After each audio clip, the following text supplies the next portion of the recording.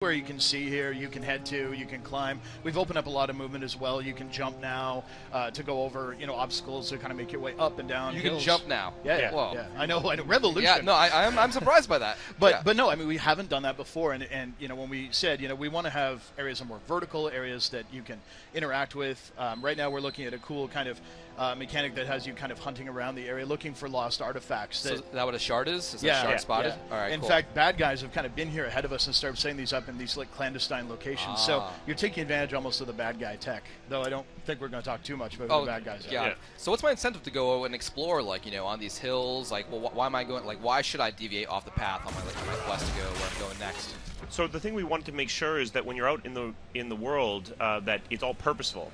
So ultimately, everything you're doing is either designed to strengthen you and your party, so you're getting crafting materials to build better weapons, better armor, or you're doing things that actually strengthen the Inquisition. You're doing things like closing Fade Rifts, which increases the renown and the reach of the Inquisition.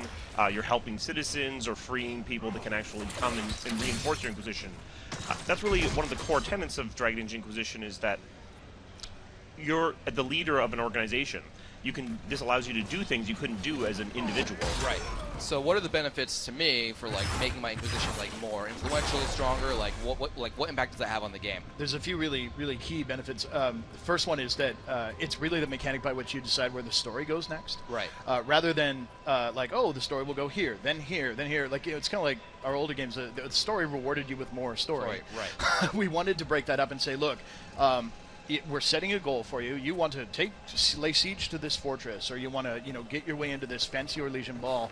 Well, you need to be influential enough to kind of maneuver the politics, or to build up your siege weapon, that kind of stuff. And so, adventuring now kind of earns you a currency of power that you can then choose how you spend and what objective you want to pursue next. That's great. It's not battle power; it's politics also, and becoming influential there. That's Absolutely. amazing. So, this horse. I mean. Are horses the only thing you can ride? Are there any other mounts? So we definitely have a multitude of different mounts, not just horses. Things like lizardy creatures and that sort of thing. You collect them in the world, and they'll give you different perks as you're riding around the space. Yeah, and really the horse is there to get you through spaces you've been through before. One of the things we aren't doing is scaling enemy creatures or anything like that. They're not like, oh, it suddenly gets way tougher. When you come back to a space, if it was relatively easy, then it will still be so. More likely, though, is that you'll have been there, established camps, started influencing the area. You'll start seeing your banners flying and your men patrolling the roads rather than it just being like a static locale. So conversely, I could venture somewhere and face something incredibly strong. I'm not ready for this. I'm going to try anyway and get my ass kicked. Speaking of something incredibly strong, here's one. Oh, is that a dragon we see? That was a completely non-timed, non-technical. Oh, well done. Well done. You just led me right in there. Hurry, yeah. Yeah, so we've reworked dragons from the ground up. It's in the name, so we thought it would be worthwhile. The big thing is now, rather than targeting just a dragon like a giant circle, you now actually target individual limbs, and they're so big you can get into them, under them, fight through, pin them down. And one thing you'll see in this fight is, as it progresses, we're actually going to damage one of the limbs, and the dragon will start limping. And as it lands, it'll fall over, meaning you can pin it down. Really go to town with your Could I, knock off a wing, or hurt the wing so it doesn't kind of fly above me? That's really cool. That's right. Yeah, you can really target the individual parts to your advantage. Yeah, and a big part of that is really the teamwork, right? So I mean, we're going for that same feel you get when you team up to take down a big creature in an online game, that kind of thing. But again. The party's always been the heart of DA games. So the mages have their own set of skills. In fact, we have 200 spells and talents for you to pick from. So you can build basically any character into any role. That's way more than previous Dragon Age games, right? I mean, not surprised. There's a lot more upgrades, talent trees, you name it. And so, just to be clear, this is still a single player adventure, right? Yep, absolutely. Right. So, Very cool. So you control all of these characters, and a little further on, we'll get into kind of the tactical view and showcase that. Right. But you'll notice here we're switching between different characters you control. So that lets you, say, okay, I'm going to move to my archer, I'm going to do this. You can do that all in real time, or as we'll show later, in pause. That's very cool. So that's down on the leg. How many dragons? Like, how many different dragons are there? Can you tell me, or is like, are there like a wide variety? Or there's different types, different breeds. They look different. They're all in different areas. They're all basically apex predators, so they're really, really tough encounters. They're basically designed for endgame, but they drop incredible loot and crafting materials. And with dragon stuff, you can kind of make the best stuff in the game. Oh, that's so. If I encounter a dragon, can I get away, or am I just like stuck? You can. I can. Anytime you can disengage. Yeah, we really want to make sure because the game isn't auto balancing to you. You want to make sure that if you're engaging into a combat that you aren't ready for, that you can get the hell out of there. Very cool. How about the save system? Can I like save whenever I want? Can I like see spot dragon, save it, go encounter, like, all right, well, let me. I mean, I might not even need to do that, right? Yeah. Yeah, you can save anywhere. Pretty true to the games we've had previously. Yeah, chat's going wild, by the way. I'm just saying. Oh yeah, that's good. So here we're actually a little bit further on. We're actually in Redcliffe Castle. You can see the Fade Rift, which is basically the thing that's threatening the world there up in the sky. The world of demons kind of leaking into this part of the world. Yeah. And how does the Inquisition play into that? Is Inquisition trying to like do like a power play, like take care of this and then like take over everything? Like what's the? Can you tell me a little bit more about like the starting story? Yeah, well, the Inquisition is actually founded kind of in opposition to everyone's wishes. Right. There's a lot of groups that see this giant cataclysm happen, and their response is to go, well, we need to make a decision and form a committee to have they don't do anything. And so when we sat down to build Inquisition, one of the things we talked about with the team is, what if instead of like joining the rebels or joining the Jedi, what if you started it? Right? What if you were the beginning of that? So you were there from day one and you kind of grew your own kind of power and grew into the role of Inquisitor.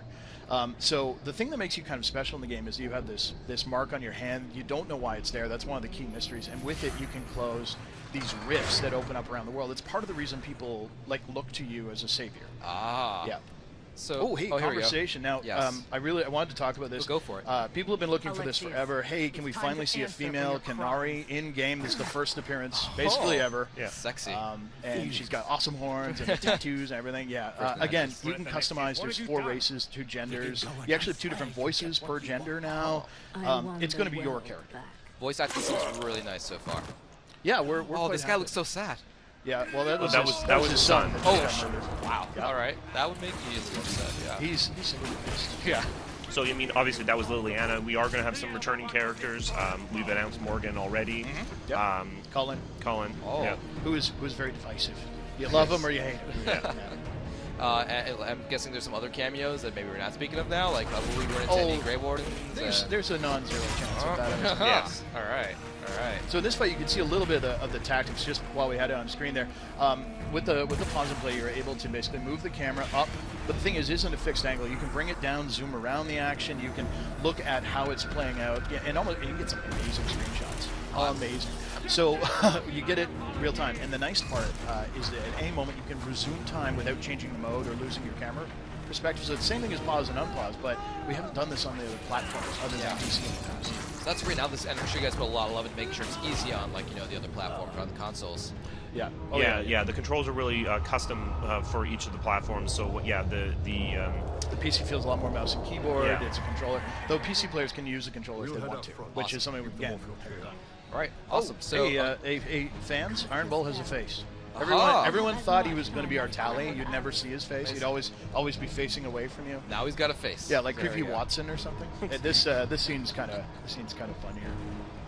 All right. Fun in a dark way. That's my favorite kind of fun. Shielded by flame. Oh, yeah. I just saw someone ask, can we customize our followers' looks with armor? Yeah, you can. You can actually swap armor in and out for them. They'll change. Bull's actually wearing like a set of plate mail that isn't from when he started in the demo. Yeah. So how wide is the variety of, let's say, like armor and weapons? Pretty big. You can craft them yourself. Oh, hot.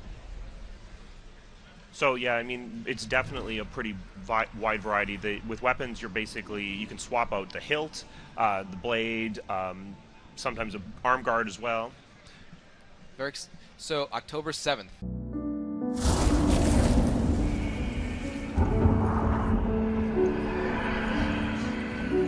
Let those who would destroy us step into the light.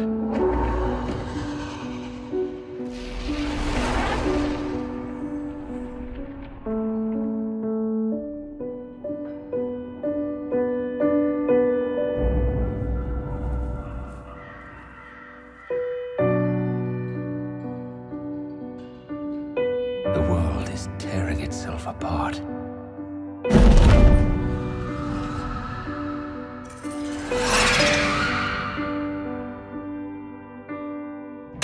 Chaos has left its mark upon me.